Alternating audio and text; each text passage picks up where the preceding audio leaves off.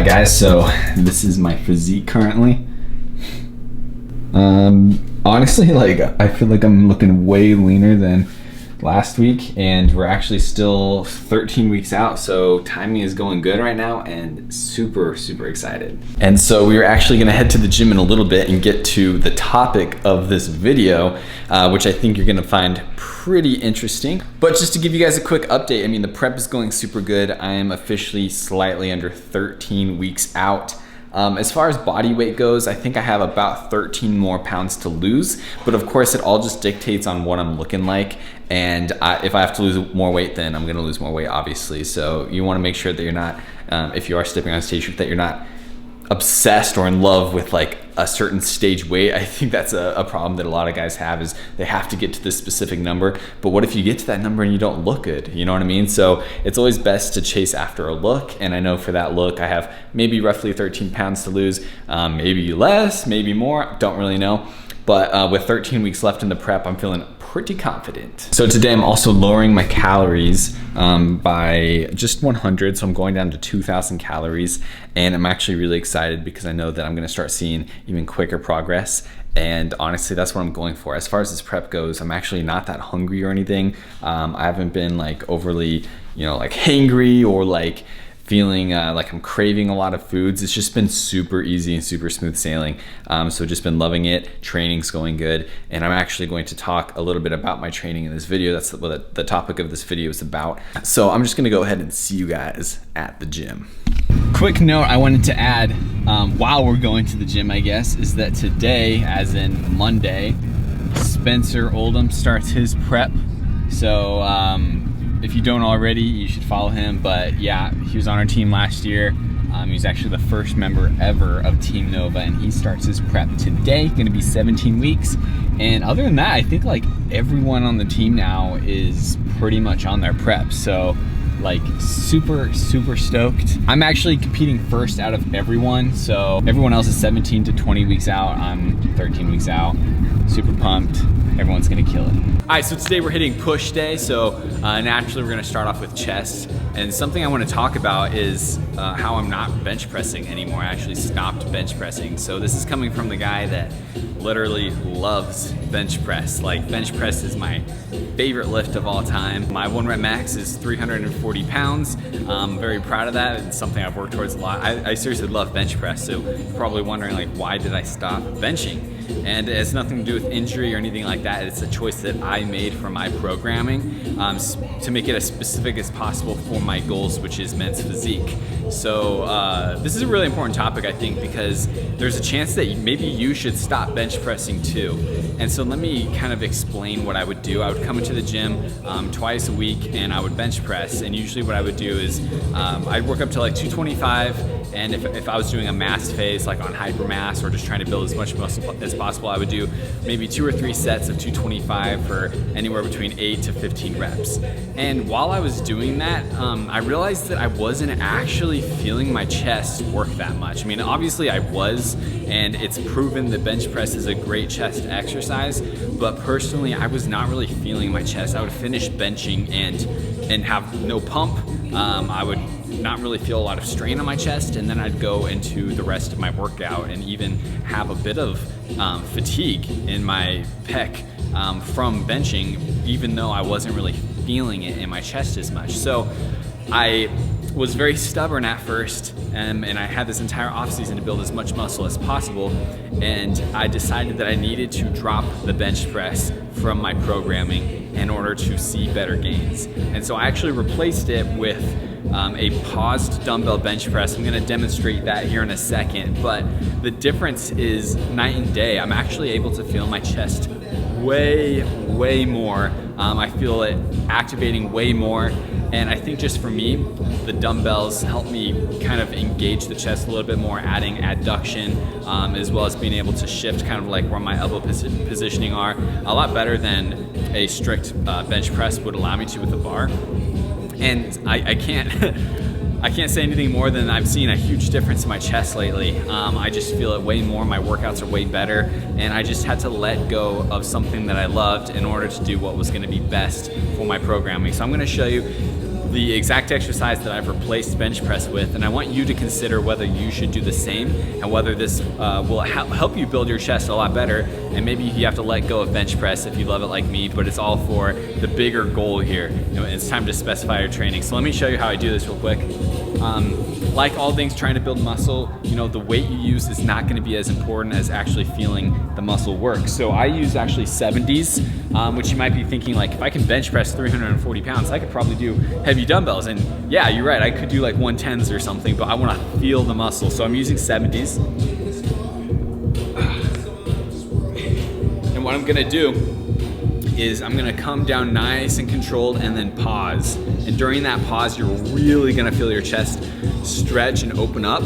And then when you come back during the concentric portion of the lift, you're gonna see a little bit of adduction happen. And that's when I'm really squeezing my chest together. So it should look like this.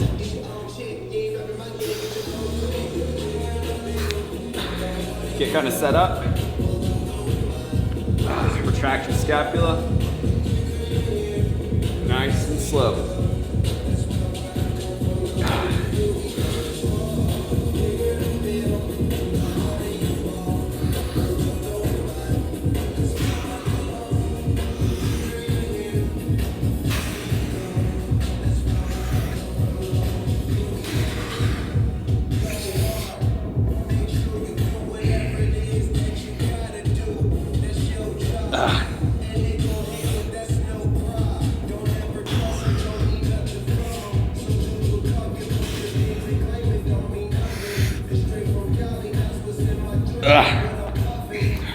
Alright. Woo. So instantly feel my chest way more. And something you'll notice, I wasn't coming down and pausing on my chest. I was coming right to the outside of my chest, pausing it for a second and bringing it up. Gotta catch my breath. That was an intense set. This is something I've actually been incorporating with a lot of my clients. So if any of my athletes are watching this, this is why I started throwing this into your program. An excellent exercise. Everyone's gonna be a little bit different, and you just gotta pick which exercise selection is gonna be best for you and your goals. And I wanna stress that there's a lot of other parts in your program where you can incorporate this type of thinking. For instance, a big one is the squat and the deadlift. Love the squat and the deadlift coming from like powerlifting roots. I love those lifts, but honestly, if you're a physique competitor, deadlift usually, in most cases, probably doesn't have that big of a place in your programming, especially when you're getting closer to competition. I mean, yeah, the deadlift, don't get me wrong, it's gonna build your glutes and your hamstrings, things like that, but honestly, there's such better exercises that you can do that are going to lower your risk. It's gonna be lower risk, lower fatiguing, that are gonna work your muscles a little bit better than the deadlift. And same with the squat. I see a lot of guys squatting, trying to squat heavy, and honestly, like, there's better exercises you could choose to, compared to squatting to build your legs. For instance, like any sort of hack squat machine like we got there, anything like that, you'll probably feel your quads working a lot better. You can kind of isolate certain muscle groups a lot better than just always heavy squatting. Honestly, you just got to start, training as smart as possible and as specific as possible to your goals. So for me, I had to say goodbye to the bench. It's not going to be forever. I will make a comeback on the bench press, and it's going to be great when it does happen. But right now, I'm focused on my goals. That's men's physique. I'm 13 weeks out, trying to get as big of a chest as possible. So let's go.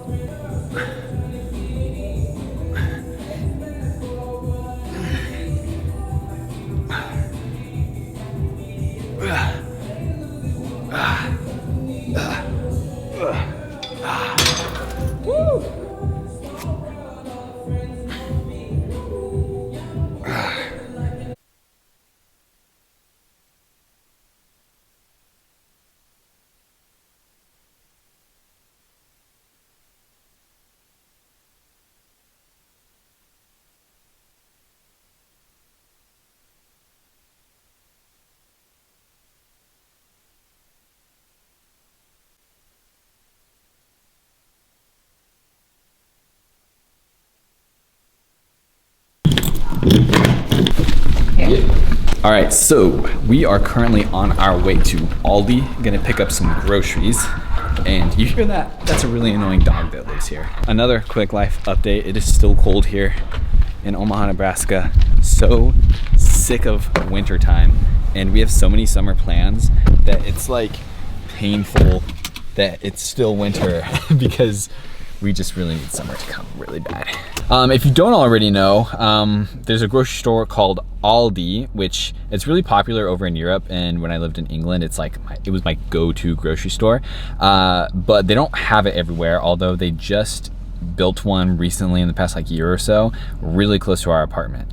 And Aldi is a grocery store that has super cheap groceries, like super cheap. Especially produce. Yeah, produce, like vegetables, stuff like that is super cheap. So kind of what we do right now, because Aldi doesn't have everything that we want, so what we do is we buy groceries at Aldi, and then everything else we buy from usually like Walmart or something and just have it delivered, because Walmart delivery is pretty handy. This isn't gonna be like a full grocery haul or anything, and I'm obviously, you know, this video is about something else, but I figured like this is something that a lot of you guys want to see. So I'm gonna show you just like a mini grocery haul of the type of stuff I get at Aldi, and you should definitely check and see if your town or city has an Aldi. So this right here is Aldi, and the reason why they're able to be so cheap with stuff is because they don't have a lot of employees, and it's very like, they don't like put everything out really nicely like a normal grocery store.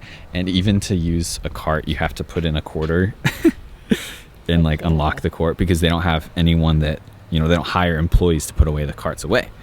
So yeah, they literally just have boxes. Let's try some marshmallow and stars. So this is like literally $1.29, and usually it'd be like $3 for a box of cereal. So yeah, like we said, you can usually get pretty good deals on some produce here. As far as produce goes, we really dig like fresh fruits. Well, all right then. Got kicked out instantly. Not kicked out. Got in trouble. Told not allowed to film. She said it in a really nice way, but it was still kind of like. Ooh, I thought she was sassy. Are there like people just looking for people filming in grocery stores? Because I was in there for what, 2 minutes, and she's like, "Are you filming right now?" I'm like, "Yeah." And she's like, "You're not allowed to film in here." I'm like, okay, like I was just, you know how many Aldi haul YouTube videos I've seen? It's just like, if I worked at a grocery store and I saw someone filming, I wouldn't care at all. I definitely wouldn't go enforce a rule. Like, who knows if it's actually a rule, you know what I mean? Like, do they have like a meeting and they're like, if you see anyone filming, you gotta tell them. Biggest rule. It must happen all the time. Because they always, like, when that stuff like that happens, they're always so passionate about it. Like, you're not allowed to film in here. We know that's a rule. It's a big rule. You can't film in here. Anyway. It's like, calm down, Felicia. So that was slightly annoying, but we got a lot of good things, and I'm gonna show you what we got when we get back to the apartment. I guess I can't show you while I was shopping it, but just so you know, we got a lot of cool stuff. We didn't spend that much money. We saved a lot of money, and deals. My camera's gonna fall. Deals, wheels. All right, guys. Peace out. We'll see you at the apartment. All right, so dieting foods. We got cookies. No, I'm just kidding. That's not mine. But we did get stuff like low-carb tortillas. That's Maddie's too. We got zucchini. So this big thing of zucchini was like $1.50. We got blueberries. Blueberries were $1.39. They also have like eggs. You can get a dozen eggs for 49 cents. It's crazy. We just got stuff like cilantro and green onions. All of that was literally like, I don't know, 50 cents or something like that. Brussels sprouts for $1, if you can see in there. Bananas, 93.7 ground beef. This is also where I've been getting my protein pancake. This stuff is pretty good. Like, I don't think it's any worse or any better than Kodiak. I think it's pretty much the same. We got a 3-pound bag of sweet potatoes in there, which was under $3. We got some sauce stuff for like pasta and stuff like that. If you know me, you know I make pasta bowls. And then here we got some spinach, some pasta in there, and yeah, more sauce. It sucks because I was like telling you guys like, oh, it's so awesome, you got to go to Aldi, and then I got in trouble. So that's the video, guys. I will do a full grocery haul soon, hopefully from a grocery store that doesn't get mad at me for filming and shouting them out and telling everyone that they should go there. So we'll probably go to like Walmart or something and I'll do a full grocery haul. I've also, my most requested video has been a full day of eating. I know I have not done that yet, but I will soon. I'm just kind of waiting for the right time. And now that I'm at 2,000 calories, I feel like that's a really good like calorie goal that a lot of people have. And so now if I made a full day of eating video, I feel like it would kind of just flow better, and like everyone who's also eating 2,000 calories would be able to like do the exact same thing, I guess. So I will make one of those soon. I don't know when, but it will be soon. But thank you for watching this video, and if you haven't already, give this video a thumbs up. And of course, as always, we'll see you in the next one, so peace out.